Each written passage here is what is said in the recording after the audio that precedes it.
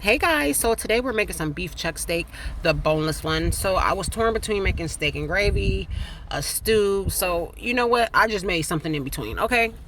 I made something in between. It may look like it's a stew, but it also may look like it's just steak and gravy with some potatoes and some other stuff added in it. But first things first, we're gonna season this meat down, okay? We're gonna use that slap your mama. Slap your mama, not mine. Because if you slap my mama, she gonna slap back and I'm gonna slap too. No, I'm just kidding. No, I'm not kidding. We will. And we use all of the other good seasonings, okay? Garlic powder, onion powder, black pepper, sea salt, and so on and so on. We just make sure we season that meat down really, really, really good, okay? You need to see the seasoning on the meat. You should be sneezing when you're done with seasoning your meat, okay? And I was sneezing up a storm, okay? I was sneezing up a storm.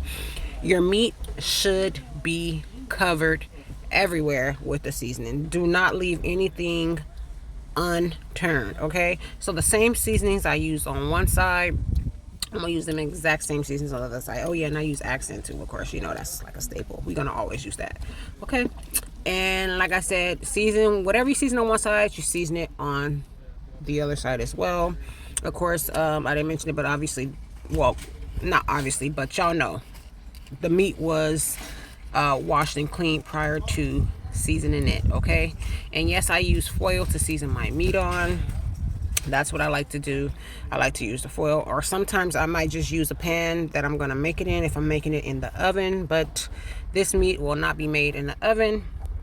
I'm gonna dip it in some flour and I'm going to half fry it because like I said, I'm making like a gravy or stew, and that's how I do mine. I always flour my meat and half fry it, not cook it all the way done because it'll finish cooking in the pot that I'm making it in. You see how seasoned that meat is? You see how seasoned that meat is, okay? That's how your meat should be seasoned, just like that. And next I went on to put it in a bag with some flour so that I can lay it down in that grease in that cast iron skillet. Yep.